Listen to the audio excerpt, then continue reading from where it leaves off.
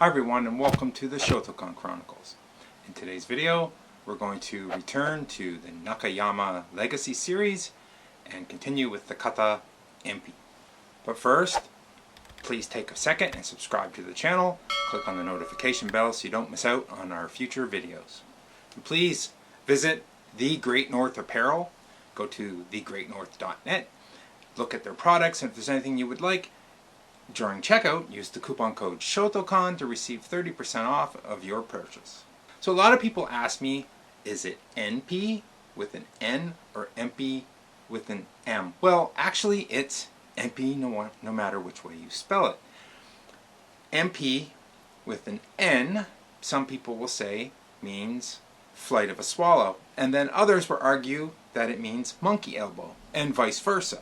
Some will say that with an M, it means flight of a swallow, or with an M it means monkey elbow. The problem here is the term Enpi, which is how it's pronounced, Enpi, means both. It's because of the characters that are used to spell the term. One set of characters means monkey elbow, and the other set of characters means flight of the swallow. The problem here is that when it's translated to English, in Japanese, there's no singular M. There's M with different letters, combinations, but there is no translation to just the letter M. En, however, is different. So Enpi is the way that it would be spelt, anglicized or romanticized to an English perspective. Enpi with an M is spelling it out in a way so that it sounds like it's how it's said in Japanese. However, to spell it out using romanticized characters or letters would be with an N. Enpi is one of the most popular Shotokan Kata. It's performed quite often in tournament. I do believe, I can't recall if it was performed during the Olympics or not. I know that Unsu was, but Enpi may have been, I can't recall. Also, I've done a video about Enpi where I'm not really great at Enpi because of my size. It's more for a lighter, faster person. But I performed Enpi with a boken to show you how this kata, I believe, personally, is associated with the katana. How this is actually a kata that is designed to be used with a sword. And the very first movement is obvious. It shows that you are drawing your blade, doing an open slice, and then returning the blade into its scabbard. So, without any further ado, Enpi.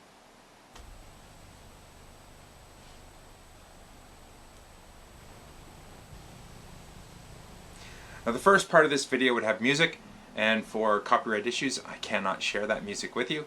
So, well, it'll be just quiet. This kata is designed for a lighter, faster person. This is a very speedy kata. It does have a quick jump in it, just the turning jump, and very snappy movements. Now, a lot of times things are done in this kata that are not showing good form. Some people will do the downward blocks behind them, but be turned all the way around, so all they're doing is blocking with their arm. Keep your body, and you'll notice in the video, half facing, just like you were doing a regular downward block, but you're doing the downward block to the back while you're turning away. A lot of people turn away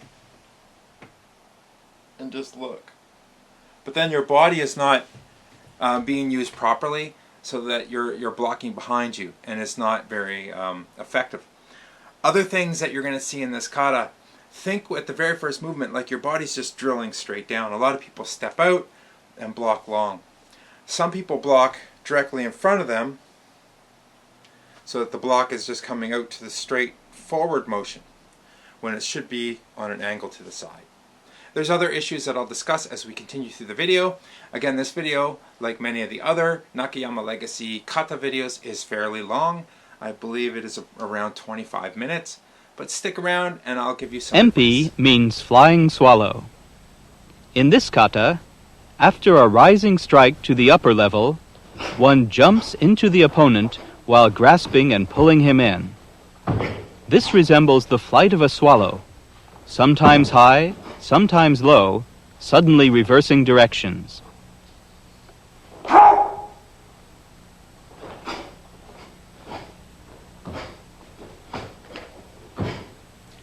One thing I always want to point out when I'm watching some of these videos or watching any karate performance, kata performance, they're not breathing like this. That breath is coming from the diaphragm, and it's because of the tightening of the body, the emphasis of breath. Not just coming from here or you can tell the difference in the sound that they're making, whether it's from the diaphragm because everything is tensing, or from here because they're just trying to breathe in like bursty breaths. Let's watch it from the side at a different angle. You notice there that he didn't block straight out in front of him when he turned? It's on an angle to the side. This motion is not a straight up face punch, it's a rising punch. It's a snapping action. So you're striking with this part of the hand, not this part of the hand.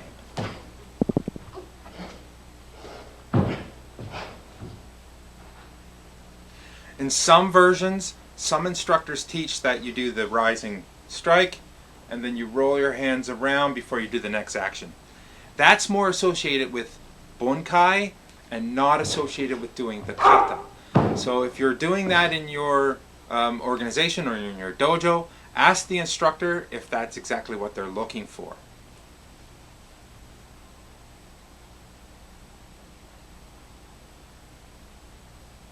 Let's watch it from behind. And you notice he didn't step out very large there. It's not a big step like you're stepping into a long front stance. He's just moving his foot over enough to be able to drill his body straight down and then drill it straight back up again. It's not moving to the side, it's a downward dropping of the body.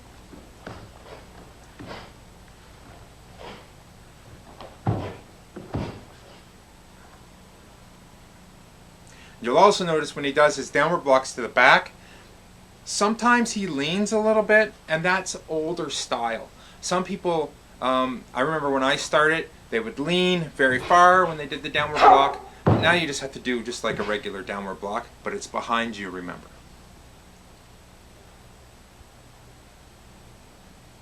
Now, let's listen to the main points explained by Nakayama Sensei.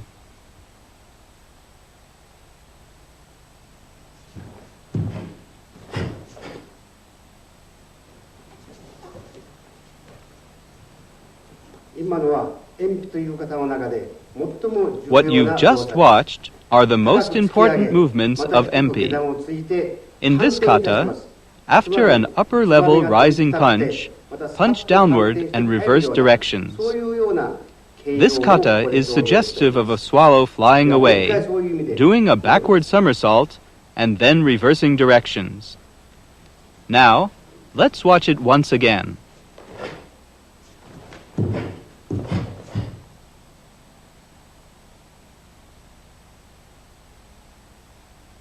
That's why it's more designed for a lighter person.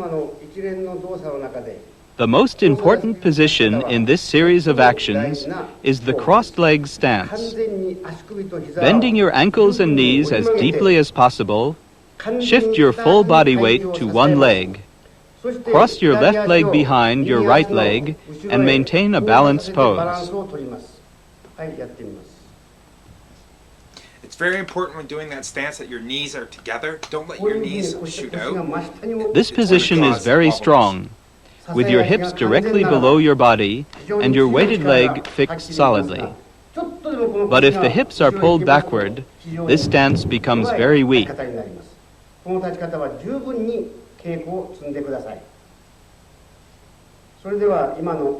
Now, let me explain the series of movements.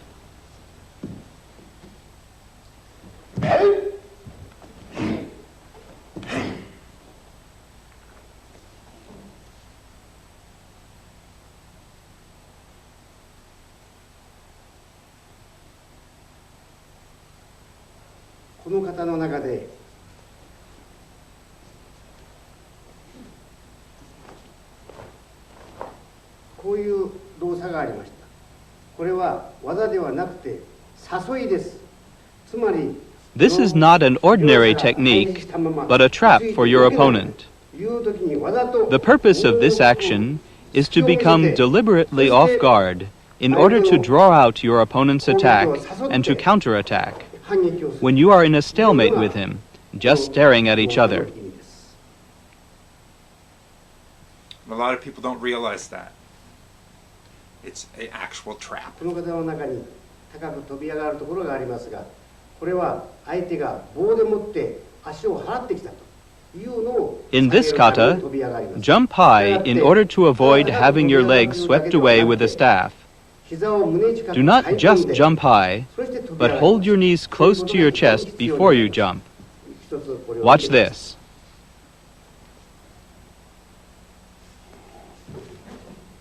By drawing your knees up to your chest, it's going to make it look like you're leaping higher. If you're only just hopping so your feet come off the ground, it's just going to look like you're hopping because your feet come off the ground. With these points in mind, let's watch it once again.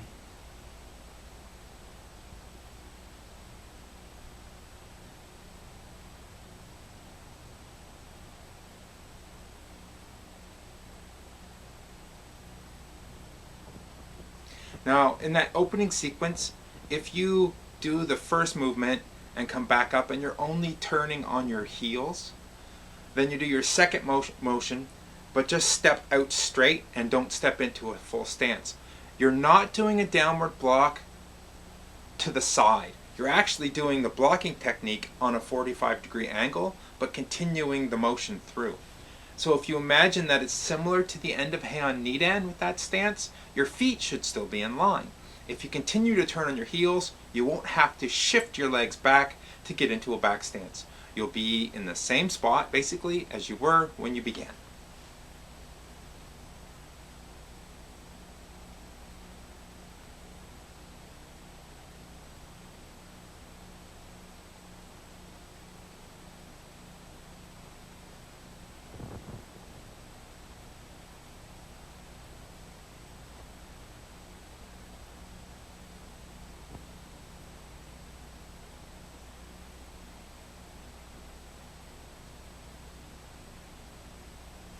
Now, being a heavier person, Enpi is not a kata for me, but I love to perform it. I know I'm not very good because it's designed for someone that's light and fast. Again, this is another kata that I really love to watch. Someone that is light and fast and can perform it correctly, this can become a fantastic kata.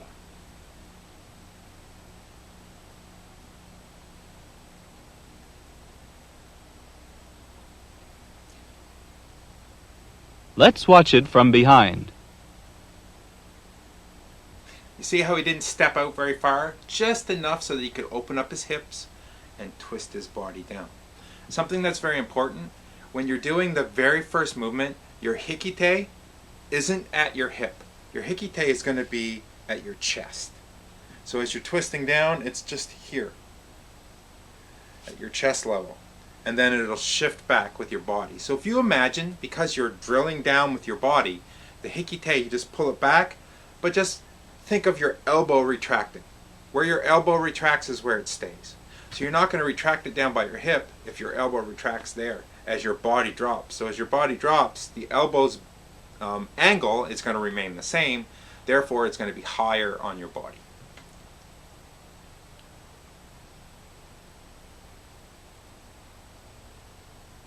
Now, I've done a video about Enpi before, and as I mentioned, that video is me performing the kata with a boken, and I will put a link to that up above. And again, as I mentioned, it is more designed for someone that is light and fast, which I am not. But I wanted to perform it and show how the boken, or the wooden sword, can be adapted into the kata very easily.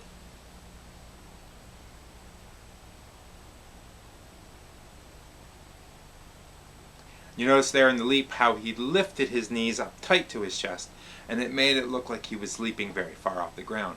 In actuality, if he was to leave his knees down, he's probably only jumping about this far. It's just by lifting your legs up It makes it look like you have extended to a greater height.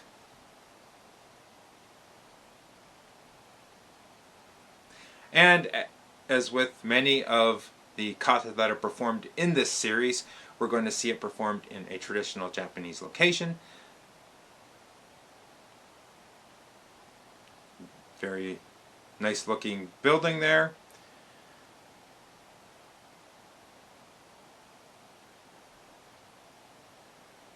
Beautiful Japanese architecture. And again, I'm gonna have people say you should never do kata in an unnatural environment. Anything that's natural is natural, and kata is designed to teach you how to defend yourself. So you should be prepared to do kata anywhere. Yes, you may have to adapt and change how you do things, but you should be able to perform kata anywhere. I've done kata on the beach, I've done kata in the parking lot, I've done kata in my backyard on the grass. You don't have to be on a basketball court and a hardwood floor to perform kata.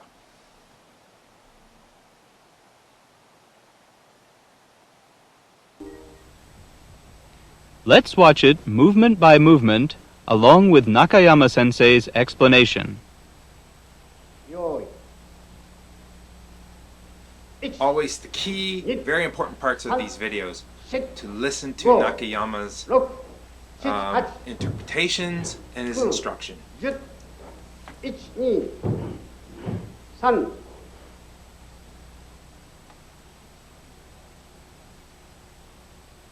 Turn your head to the right.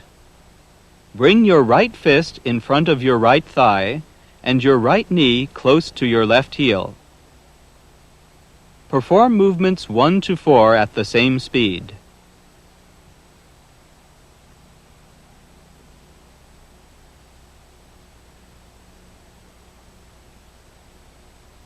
The method of the rising punch is to punch slightly upwards while twisting your torso slightly to the left.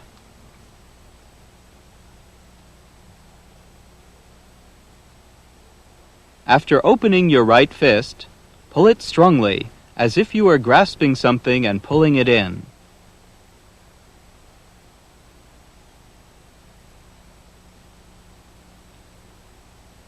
Now you notice he didn't mention to turn your hand over. Strike, open it. The turning the hand is for Bunkai. The turning the hand is Bringing for Bunkai, your right not for wrist the kata. just above your left arm, incline your torso slightly to the left.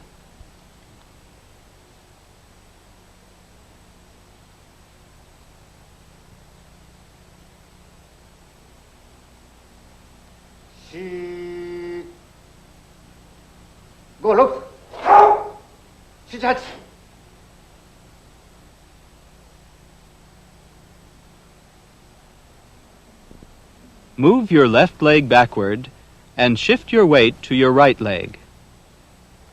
Move your left knee in front of the right side of your chest and swing it to the left in a big arc. Raise your left hand high. Tracing a semicircle, turn your left hand to the left. The movements of both hands and feet should be slow and simultaneous. Swinging your right arm in a big circle, strike it firmly against your left palm.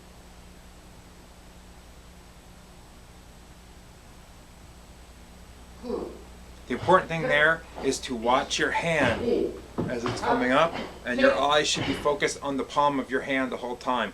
Don't bring it way over here. It's 45 degrees on an angle.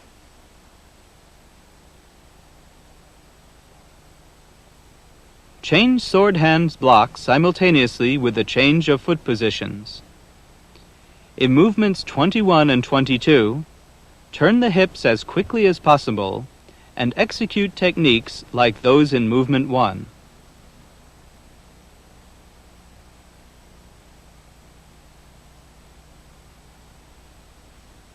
That reverse punch is like in Heian Goren. You're still in back stance. Do not lose your stance. But it's not just a punch like this. You have to still turn your body around. You need that hip action. It's very important.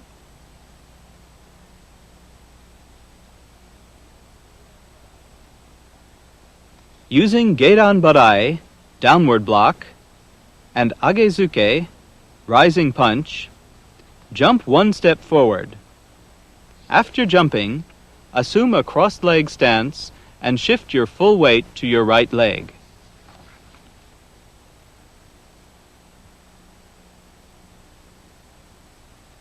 I don't like the word jump there. I see it more as yuriashi, as a shift in. Because if you jump, some people will think about hopping into that. And you want more of like a slam or a shift into that position.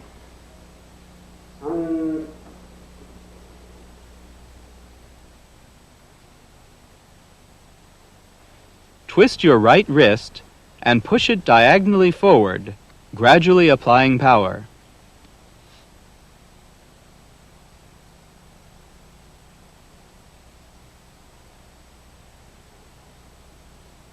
Then, bring your right hand in front of your right hip and push it slowly upward in front of your right shoulder, gradually applying power. Push your left hand down slowly toward the front of your left hip.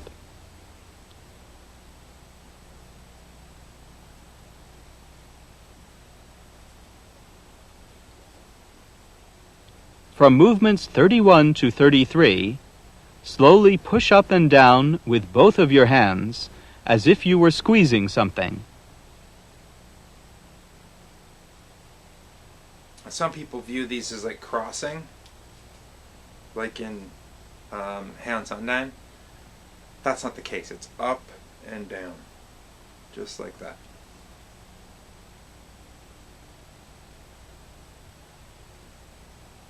It's almost like thinking you're grabbing a punch and then striking at the elbow. 4、5、6、7、やめ。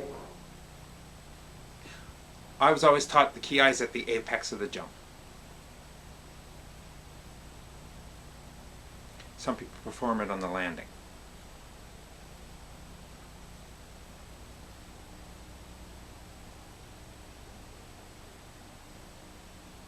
Bring your right fist downward from the front of your left shoulder.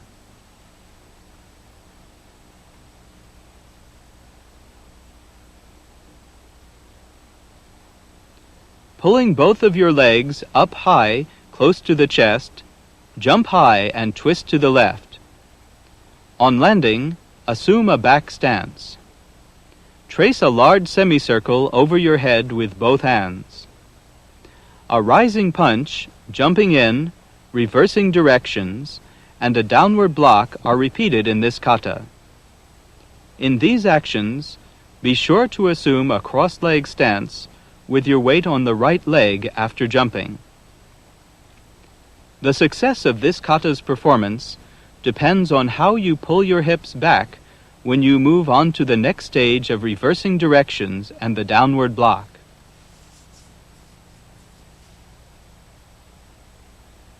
Hip action in Enpi is key.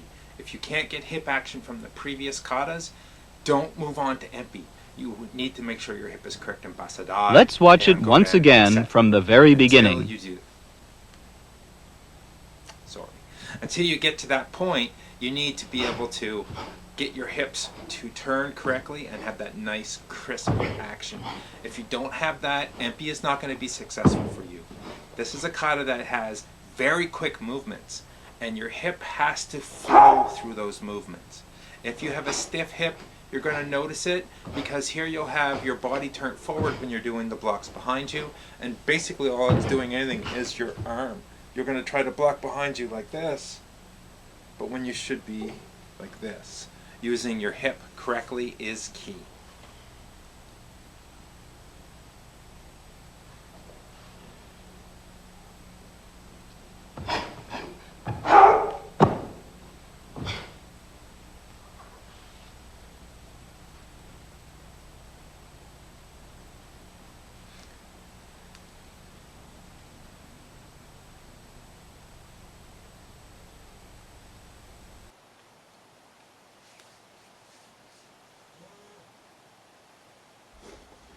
Here we go with the Bunkai, and as always, Bunkai can be different in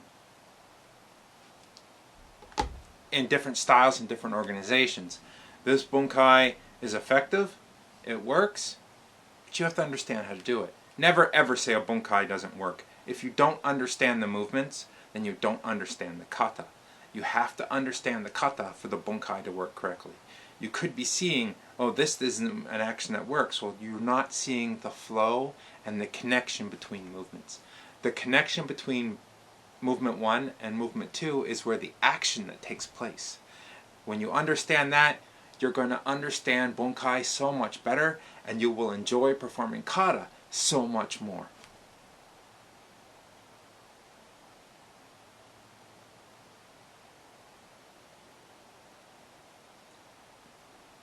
And you notice there he did 3 different sequences for each one. Doing the same thing each time, that's when people say, well, why would you do 3? Why would you do 4 in a row? It doesn't make sense. And that's true. Now, blocking a bow staff with a shuto, I see having broken fingers there. I wouldn't use my fingers to do that. I would use more of my forearm.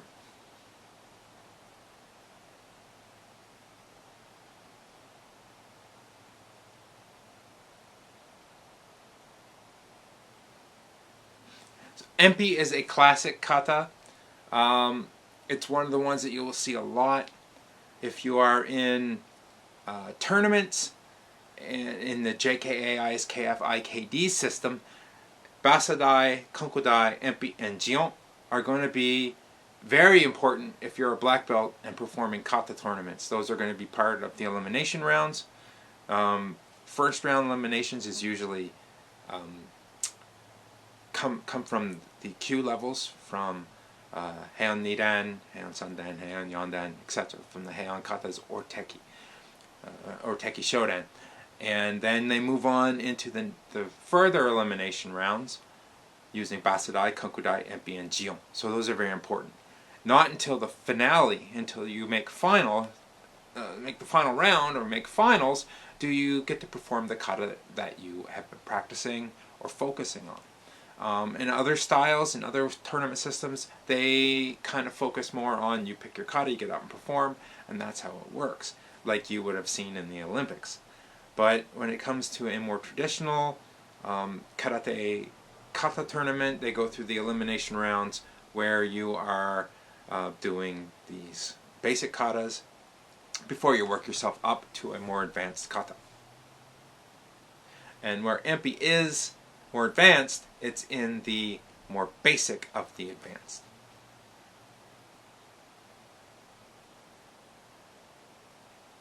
Just a few more seconds left in the video. So I hope you enjoyed Nakayama's Legacy, Enpi. Like I mentioned throughout the video, it's one of my favorite to watch someone perform. And it's one of my favorite to perform as well, except my body type is not quite designed for this kata.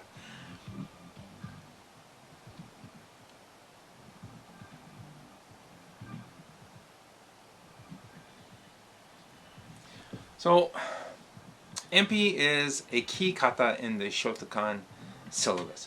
You need to learn Enpi. When I was a Q level, I got these videos from my instructors, and I would go home as white, yellow, orange belt, and I would study and study and study and watch these videos over and over and over and over. And back then, they were on VHS tape. So they got quite a bit of a wear and tear. And then later on, I found them on DVD and made the purchase. I still have my VHS copies. They are in pretty bad shape, but even though I don't own a VHS, I'll never get rid of them. They are part of my karate history and very important to me. They prepared me for those katas down the road. I used the videos to get the moves down, to understand what I was doing, to get the actions into my mind. And then when it came time for me to be actually taught the kata, I already had an idea of what I was doing, and then it was just more fine-tuning from my instructors.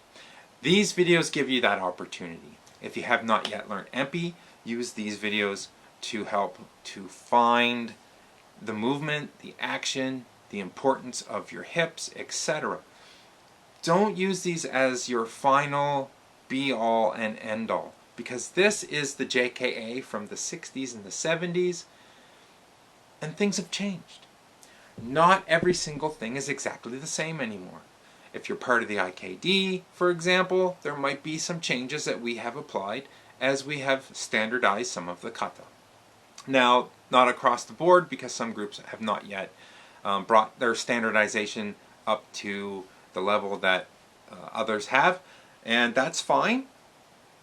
You know, Enpi is Enpi. When it comes to the Shotokan system, it's going to be slightly different in other styles as well. So, I hope you enjoyed the video. Thanks for watching. Be sure to like, comment, share, and subscribe. Take a few seconds, visit the Great North Apparel. You may like some of their products. Remember to use the coupon code Shotokan to get 30% off of your order. And don't forget to check out our shop, which you'll find the link in the description below, where you can purchase Shotokan Chronicles hats, t-shirts, hoodies, sweaters, tote bags, etc. Train hard, never give up, always focus on the next day. See you next time, right here on the Shotokan Chronicles.